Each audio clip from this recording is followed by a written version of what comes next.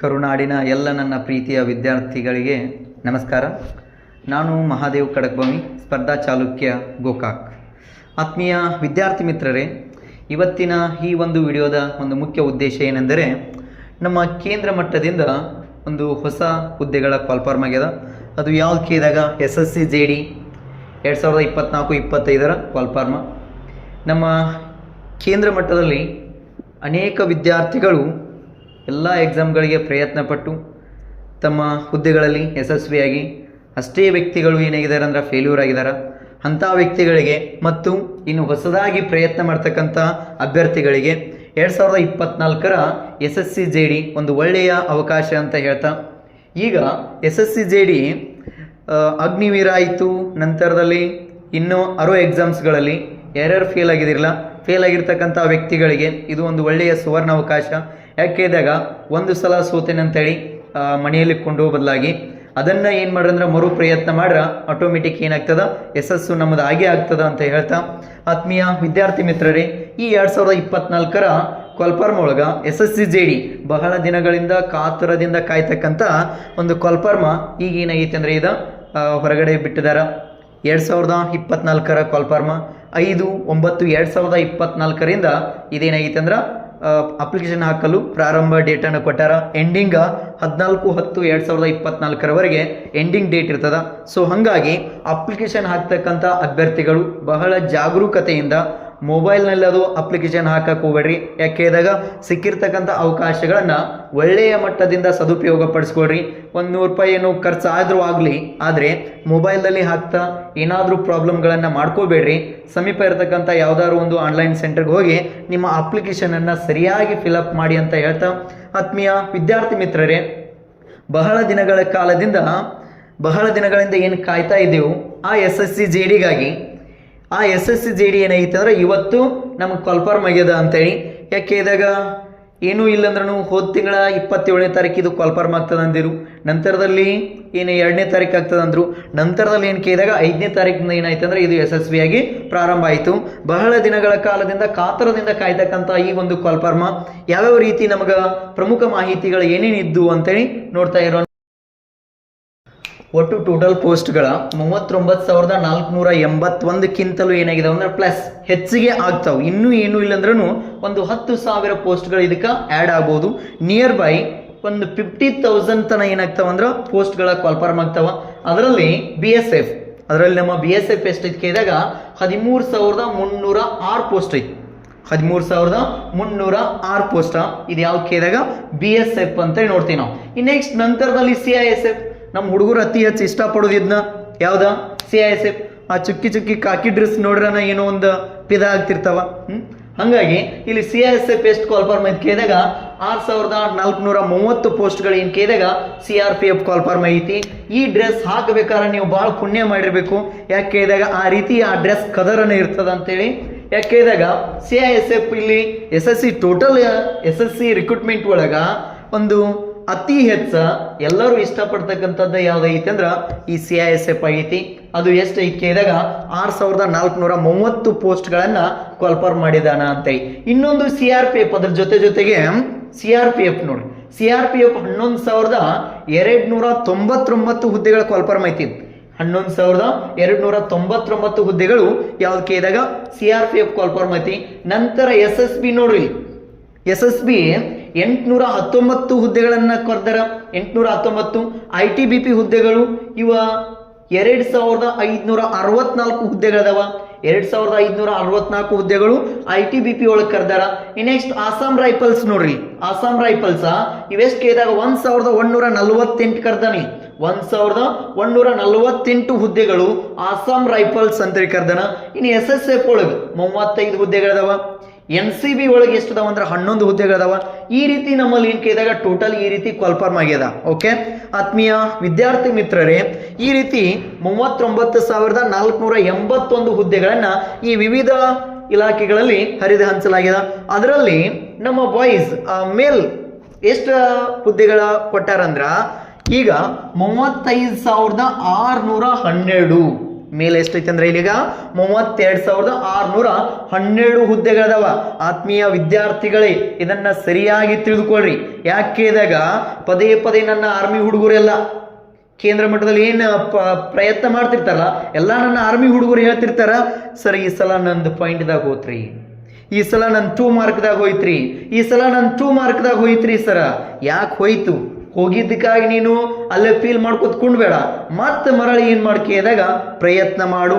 ತಿಳ್ಕೊಳ್ಳಿ ಆತ್ಮೀಯ ವಿದ್ಯಾರ್ಥಿ ಮಿತ್ರರೇ, ಸೋಲಿಗೂ ಕೂಡ ಒಂದಲ್ಲ ಒಂದು ದಿನ ಏನಾಗ್ತದ, ಸೋಲು ಬಂದೇ ಬರ್ತದ ಅಂತ ಹೇಳ್ತಾ ಮರು ಪ್ರಯತ್ನ ಮಾಡ್ತಾ ಮಾಡ್ತಾ ಹೋದಂತೆ ಒಂದಲ್ಲ ಒಂದು ದಿನ ನಮಗ ಯಶಸ್ಸು ಕಟ್ಟಿಟ್ಟ ಬುತ್ತಿ ಅಂತ ಹೇಳ್ತಾ ನೋಡ್ರಿ. ಈಗ ನಮ್ಮ ಮೇಲ್ ಎಷ್ಟು ಕಾಲ್ಫಾರ್ಮ್ ಐತಿ ಕೇಳಿದಾಗ 35,612 ಹುದ್ದೆಗಳು ಕಾಲ್ಫಾರ್ಮ್ ಐತಿ. ಫಿಮೇಲ್ಗೆ ಎಷ್ಟೈತಿ ಕೇಳಿದಾಗ 3,869 ಹುದ್ದೆಗಳು ಫಿಮೇಲ್ ಕಾಲ್ಫಾರ್ಮ್ ಐತಿ. ಇರಲಿ, ನಮ್ಮ ಕನ್ನಡಿಗರಿಗೆ ಒಂದು ಹೆಮ್ಮೆಯ ವಿಷಯ ಇದು. ನಮ್ಮ ಕನ್ನಡಿಗರಿಗೆ ಇಷ್ಟು ಹುದ್ದೆಗಳು ನಮ್ಮ ಸ್ಟೇಟ್ ಡಿಪಾರ್ಟ್ಮೆಂಟ್ಗೂ ಒಂದೊಂದು ಬಾರಿ ಕಾಲ್ಫಾರ್ಮ್ ಇರಲ್ಲ.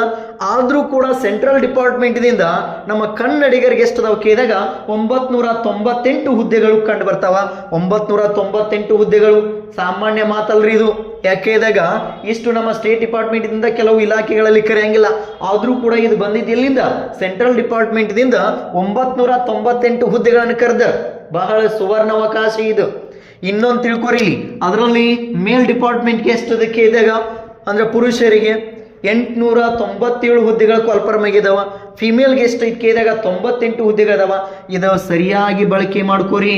ಸಿಕ್ಕಿರ್ತಕ್ಕಂಥ ಅವಕಾಶವನ್ನ ಒಳ್ಳೆ ರೀತಿಯಿಂದ ಸದುಪಯೋಗ ಪಡಿಸ್ಕೊಳ್ಳಿ.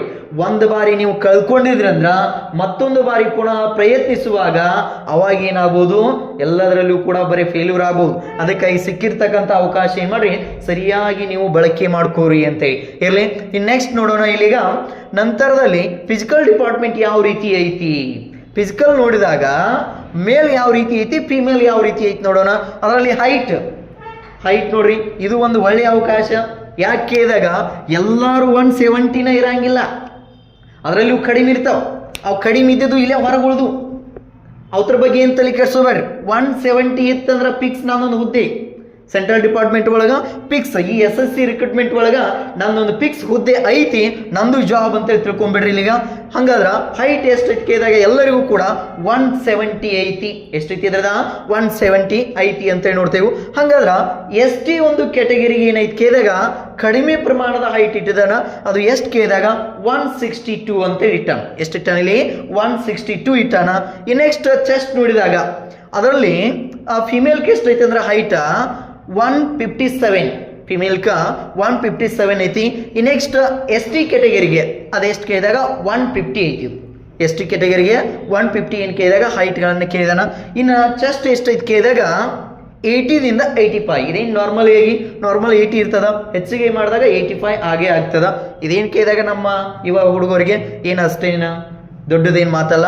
ಈ ನೆಕ್ಸ್ಟ್ ST ಕ್ಯಾಟಗರಿಗೆ ಏನು ಕೇಳಿದಾಗ ಇಲ್ಲಿ 76ರಿಂದ 81 ಸೆಂಟಿಮೀಟರ್ ಏನಾಗಬೇಕಂದ್ರೆ ಚೆಸ್ಟ್ ಹೆಚ್ಚಿಗೆ ಆಗಬೇಕಾಗಿರ್ತದ ಅಂತೇಳಿ ಈ ರೀತಿ ಇದೇನು ಕೇಳಿದಾಗ ಮೇಲ್ಗೈತಿ. ಈ ನೆಕ್ಸ್ಟ್ ರನ್ನಿಂಗ್ ನೋಡ್ರಿ, ಇಲ್ಲಿಗ ಭಾಳ ಇಂಪಾರ್ಟೆಂಟ್ ಇದು. ರನ್ನಿಂಗನ್ನು ನೋಡ್ರಿ 5 ಕಿಲೋಮೀಟರ್ ಐತಿ ಇವ್ರಿಗೆ. ಟೋಟಲಿ ಎಷ್ಟೈತಿ ಅಂದ್ರೆ 5 ಕಿಲೋಮೀಟರ್ ಐತಿ.